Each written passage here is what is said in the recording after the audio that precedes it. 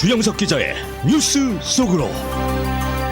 뉴스 속으로는 예방과 치료의학도 최고, 리퍼도 최고, 시니어 어르신들에게 서울 메디칼 그룹이 최고, 서울 메디칼 그룹 제공입니다. 스코틀랜드 글래스고에서 지난 2주 동안 계속됐던 제26차 기후변화 당사국 총회가 막판에 폐막을 하루 연기하면서 논의한 끝에 석탄 감축 등의 합의를 이끌어냈습니다. 하지만 지구가 당면하고 있는 심각한 기후 위기 상황에 비해 합의 내용이 너무나 약해서 이런 식으로 해서는 지구를 구할 수 없다라는 실망스러운 반응이 많이 나오고 있습니다. 전문가들은 이번 당사국 총회 최대 성과가 계속 추가 감축을 논의하기로 한 것이라며 온실가스 배출 노력에 소극적인 일부 국가들 설득에 총력을 기울여야 한다라고 강조하고 있습니다. 주영석 기자. 안녕하십니까. 이번 당사국 총회에서 폐막일을 하루 늦춘 끝에 드디어 합의가 나오긴 했죠. 예, 그렇습니다. 지난 13일 토요일 세계 각국이 기후 위기에 대응하기 위한 방안에 합의했습니다. 당초에 그 12일 금요일 날 폐막하기로 돼 있었는데 폐막 일정을 이제 하루 늦추면서 합의가 이루어졌습니다. 전 세계적으로 석탄 발전이 단계적 감축 과정을 밟게 될 예정입니다. 그러니까 화석연료의 대표격인 그 석탄으로 발전을 하는 것, 석탄으로 에너지를 만드는 것을 단계적으로 감축한다. 여기에 이제 합의를 한 거고요. 그 선진국은 지금부터 4년 내에, 그러니까 2025년까지 기후기금을 확대하기로도 결정했습니다. 지금도 기후기금이 있는데 지금보다 훨씬 더 많이 내기로 그렇게 합의했고요. 그래야 이제 그런 기금을 가지고 이제 운영을 하면서 이런 기후 문제에 대처할 수 있기 때문입니다. 그리고 가장 중요한 지구 온도 상승폭을 1.5도 이내, 섭씨 1.5도 이내로 제한하기 위한 노력에도 당사국들이 합의했습니다. 그리고 이제 구체적으로 내년에 세계 각국의 온실가스 감축 목표를 다시 점검하자는 또 그런 합의도 이끌어냈습니다. 네. 지금 말씀하신 네 가지가 그 이번 글래스고 기후조약의 핵심 내용들이죠? 예, 맞습니다. 네. 그 제26차 유엔 기후변화 협약 당사국 총회 참가국들이 이제 폐막일을 하루 늦추면서까지 합의를 이끌어낸 건데요. 네. 그 합의가 글래스고 기후조약이 채택되면서 그 안에 이제 담기게 된 그런 상황입니다. 그 스코틀랜드 글래스고에서 열린 이 당사국 총회였기 때문에 이름이 이제 글래스고 기후협약으로 명명이 됐습니다. 글래스고에서는 그래서 11월 1일부터 이번 그 지난 주말까지 2주 동안 매일같이 협의가 열렸고 또 그 협의를 감시하고 또 규탄하는 그런 시위도 매일같이 벌어졌어요. 그 스코틀랜드 글래스고 그 회의장 밖에 전 세계에서 찾아온 그 수많은 사람들이 시위를 벌였고 특히 젊은이들이 많았습니다. 결국 미래는 젊은이들의 세대잖아요. 그러니까 왜 우리에게 기성세대들한테 비판하는 거죠? 왜 우리들에게 이렇게 엉망인 지구를 남겨두느냐? 우리가 무슨 죄가 있냐?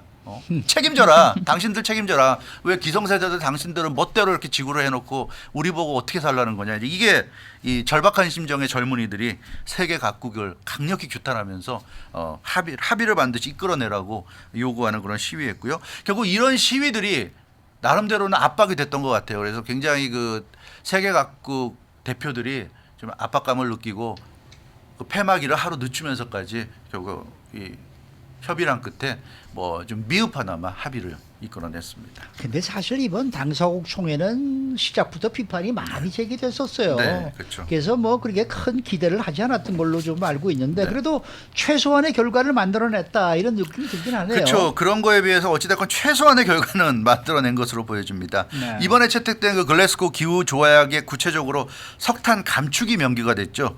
그 탄소 저감 장치 없는 석탄 발전.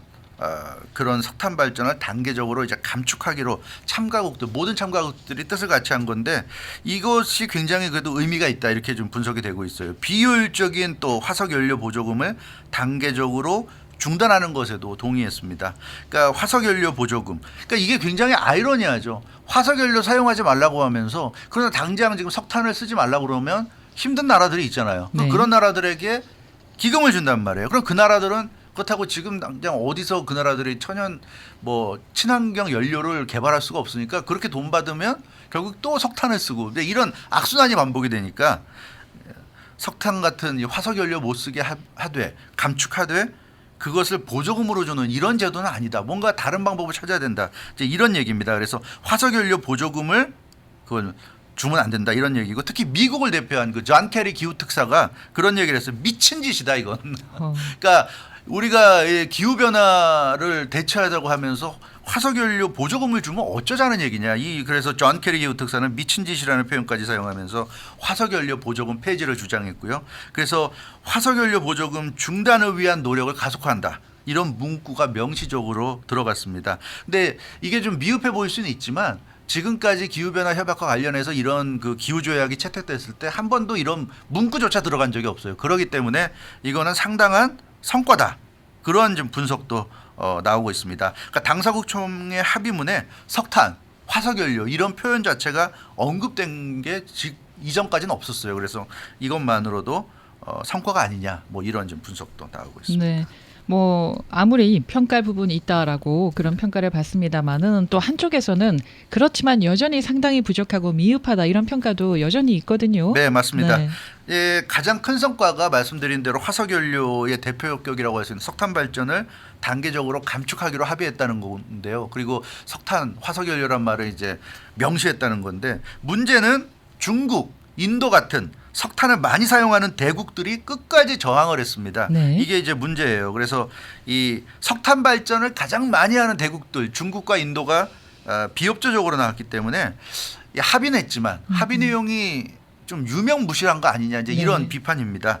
그러니까 초안, 그러니까 드래프트 초안은 이것보다 훨씬 더 강력했어요. 초안은 이것보다 굉장히 강력했는데 결국 최종 합의문은 굉장히 약화된 좀 많이 약해졌다 이런 합의입니다. 특히 마지막 순간에 인도가 문구 표현에 대해서 문구를 표현하는 것에 대해서 수정을 강하게 요구했고 결국은 인도의 요구가 받아들여졌어요. 그러니까 인도는 이 드래프트대로는 죽어도 못하고 반드시 수정돼야 되고 수정 안 하면 우리는 합의 못한다 이러니까 결국 인도의 요구가 받아들여졌습니다. 그래서 원래 드래프트에는 석탄 발전을 감축하는 게 아니라 석탄 발전을 중단한다는 네, 거였어요. 네, 네. 중단한다는 건데 이걸 이제 감축한다 이렇게 이제 바꾼 거. 이건 이제 인도의 입김이 강하게 작용한 결과였는데 그러니까 이런 것 때문에 한계가 있었다, 아쉽다 하는 그런 평가들이 나오고 있습니다. 그래서 그런지 뭐 일부 국가들은 이번 합의에 대해서 아주 강하게 불만을 표시하고 있어요. 네, 맞습니다. 합의문에 석탄 발전 감축 문구가 들어가서 그 자체만으로도 그래도 성과라고 평가는 하지만 그러나 말씀하신 대로 일부 국가들은 동의하지 않고 있습니다. 이게 무슨 성과냐. 이건 기대에 영 못 미친다 이런 얘기고요. 그래서 당사국 총회에 참가한 국가들 중 일부는 공개적으로 불만을 숨기지 않았습니다. 특히 유럽의 스위스는 실망했다. 아주 대놓고 얘기했어요. 실망했다고 밝히면서 중국과 인도를 아주 강하게 비판했습니다. 어떻게 지금 우리는 굉장히 절박한 상황에 처해 있고 한가로운 상황이 아닌데 중국과 인도는 도대체 무슨 생각이냐 이렇게 아주 스위스는 강하게 중국과 인도를 질타했고요. 기후 위기 피해 최전선에 있는 그런 국가들 특히 가장 지금 심각한 위협에 처해 있는 국가가 도서 국가들 그러니까 섬나라라든가 맞습니다. 바닷가 근처에 있는 이런 국가들입니다. 그래서 이 도서 국가들은 이렇게 막판에 기후 대책이 후퇴하는 모습을 보면서 참 분노의 감정마저 든다 이런 토론을 했는데요. 예, 참 많은 국가들이 또 실망감을 나타내고 있습니다. 네, 이 당사국 총회 의장도요 이번 합의가 나오기까지 굉장히 상당한 큰 역할을 했는데 그럼에도 불구하고 이번 합의에 대해서 좀 불만족스럽다 이런 반응을 또 보였더라고요. 네, 맞아요. 그렇습니다. 알록 샤르마 당사국 총회 의장입니다. 폐막식에서 감정이 상당히 북받쳐오르는 네. 그런 모습을 보였어요. 눈물이 좀 글썽해 보이기도 했는데 54살이고요. 이름은 보면 알겠지만 알록 샤르마 이 인도 아그라 출생입니다. 그렇지만 이제 영국에 와서 지금 영국 사람이죠. 영국 하원 의원 지내고 현재 당사국 총회 의장. 그래서 인도 출신의 영국인입니다.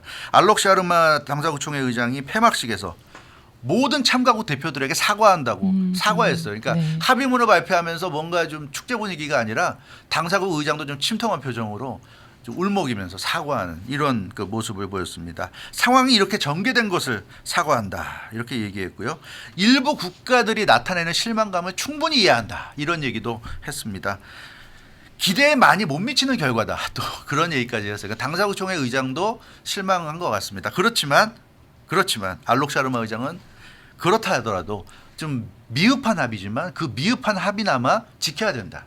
그래야 더 나은 우리가 합의를 이끌어낼 수 있다. 이제 이런 얘기를 하면서 분노하는 비판하는 회원국 노력들을 달래는 그런 모습을 보였습니다. 네. 어쨌든 이번 합의로 앞으로 1년이 상당히 중요하다. 중요해졌어요. 네. 그러니까 사실은 그 폐막을 제 날짜에 못하고 하루 더 늦출 정도로 너무 내용이 좀 합의된 내용이 부실했어요. 그렇기 때문에 사실 하루 만에 폐막일 하루 늦춘다고 해서 하루 만에 그럴듯한 내용이 나올 수가 없잖아요. 그러니까 결국 이 최소한의 합의만 하고 사실은 미룬 겁니다. 그래서 당사국 총회는 내년에 2022년에 국가 온실가스 감축 목표를 다시 내기로 합의했어요. 그러니까 지금 국가 온실가스 감축 목표를 제시한 게 굉장히 미흡하다는 얘기입니다. 그래서 1년 후에 다시 제출해라. 이런 얘기입니다. 지구온도 상승을 1.5도 이내를 유지하는 것에 맞게 다시 내기로 하자는 겁니다. 원래 국가 온실가스 감축 목표는 5년에 한 번씩 내게 돼 있는데 네. 지금 그럴 여유가 없다는 거예요. 5년씩이나 기다릴 여유가 없다. 큰일 난다. 그러니까 당장 내년에 새로운 목표를 제시해라. 지금 내놓은 목표는 아니다. 이제 이런 얘기입니다. 그래서 지금 1년 후가 상당히 중요해졌습니다. 이번에 1년 만에 다시 감축 목표를 내기로 한 거는 일부 국가들 때문이라고 하는데 역시 뭐 중국, 인도 네. 이런 나라들이 들어가나요? 예, 그렇죠. 탄소 배출 대국. 예, 지금 말씀하신 중국, 인도, 뭐 러시아 러시아도. 이런 국가들이 굉장히 소극적이었기 때문에 예. 이 부분 때문에 좀 문제가 되고 있어요. 그러니까 지구 온도를 섭씨 1.5도 이하로, 그러니까 지구 온도가 상승해도 1.5도 미만으로 상승하게 그 1.5도 미만이 될 수 있게끔 유지하는 게 중요한데 그러기 위해서는 온실가스 배출이 줄어야죠. 그래야지 1.5도 이상 상승하지 않는데 그래서 세계 각국으로부터 그걸 받아냈어요. 예. 이번 당사국 총회에서 각자 다 내라. 어떤 계획으로 이 탄소 배출을 줄일 것이냐를 내라고 제시하라고 그랬는데 중국과 러시아, 인도는 굉장히 부실한 거죠. 부실한 내용이었습니다. 그래서 이번에 중국과 인도와 러시아가 낸 계획대로 실행이 되면 지구온도 상승폭이 2.4도로 지금 예상이 돼요. 그러니까 1.5도 미만이어야 되는데 예. 2.4도니까 목표치보다 거의 1도가 더 올라가는 건데 네. 이거는 용납할 수 없는 그런 수치다 하는 것이 이제 결론이었습니다. 그래서 중국과 인도, 러시아는 앞으로 1년 안에 반드시 추가 감축 목표를 제시해야 된다. 이게 요구 조건이었어요. 그래서 아마 1년 후에 결국 관건은 중국과 인도와 러시아가 어느 정도 좀 진실성이 있는 좀 실제 도움이 될 만한 정도의 온실가스 감축 배출 목표를 제시할 수 있느냐 여기에 지금 달린 것 같습니다. 근데 1.5도 뭐 2.4도 이렇게 따집니다만 우리가 볼 때는 그렇게 차이가 없는 것 같은데 말이죠. 그렇죠. 그게 아닌 모양이죠. 그게 맞습니다. 1.5도와 2.4도의 차이가 그렇게 다른 모양이죠. 그렇게 다른 것 같아요. 사실 우리가 네. 느끼기에는 뭐 섭씨 1도 차이가 뭐 대단해 생각할 수 있는데 이게 그렇지 않은 것 같아요. 이게 평균치잖아요. 그래서 그걸 생각해야 되는데 지구온도 상승을 1.5도 이하로 막는 게 이게 아주 포인트 중에 포인트라고 그럽니다. 그러니까 기후변화와 관련해서 우리가 탄소 배출 줄이고 모든 노력을 기울이는 이유가 결국은 지구온도 상승을 1.5도 이상 못하게 막는다. 이거예요. 이걸 위해서 지금 그 많은 노력들을 화석 연료 사용하지 말자, 친환경 연료 사용하자. 이게 전부 다 그 지구 온도를 1.5도 이하로 낮추자는 건데 상승을. 근데 지구 온도 상승이 1.5도 이내로 묶이게 되면 지구 온난화로 인한 그 실존적인 위협을 피할 수가 있습니다. 근데 그럼 1.5도를 넘어서면 어떻게 되느냐? 전문가들의 그 설명을 들어보면 1.5도 이상 지구 온도가 상승하면 전쟁이 일어나게 되고 너무 힘드니까 전쟁이 일어난다는 얘기. 전쟁이 일어나게 되고 기근이 일어나고 굶어 죽는 사람들이 속출하게 되고 종의 멸종. 동물의 종이 있잖아요. 동물 종이 멸종하는 단계까지 간다고 합니다. 그리고 뭐 각종 질병, 지금 우리가 코로나19 때문에 고통을 겪고 있지만 이런 질병, 홍수, 폭염 등에 직면한다는 얘기입니다. 그래서 정말 살기 힘들어진다. 그러니까 1.5도 이상 올라가게 되면 너무 힘들어진다는 얘기고요. 1.5도 이상 오르면 그래서 전문가들이 구체적인 수치를 제시했는데 최소한 전 세계에서 수억 명의 사람들이 위기를 맞는다. 그중에 죽는 사람도 있고 죽진 않아도 굉장히 힘들어지는 사람이 있다. 수억 명이 위험해진다는 거고 특히 가장 위험한 게 섬나라들하고 그 바닷가 근처에 있는 나라들. 그렇죠. 그래서 해수면 상승에 취약한 뭐 네덜란드 같은 나라들 이런 나라도 굉장히 위험해질 수 있고요. 잠길 수 있습니다. 잘못하면. 그래서 2도가 오르면 대부분의 섬나라들 지금 지구상에 있는 섬나라들 그렇게 바닷가 근처에 있는 나라 도시들이 다 가라앉는다. 바닷물 안으로 가라앉는다. 이제 이런 얘기예요. 그렇기 때문에 이 1.5도는 우리가 어떤 일이 있어도 지켜야 된다. 근데 지금 중국과 러시아, 인도가 제출한 계획대로라면 2.3도니까 이거는 뭐 용납을 할 수 없다. 이런 얘기인데요. 아무튼 좀 이번 당사국 총회는 그래서 미완성의 당사국 총회다 이렇게 볼 수밖에 그래도 없습니다. 뭐 시간을 가면서 계속해서 회의를 갖고 그러면 조금 더 그렇죠. 발전하지 않겠습니까? 우리는 그래도 가질 수 있는 건 글쎄요. 희망밖에 없는 것 같습니다.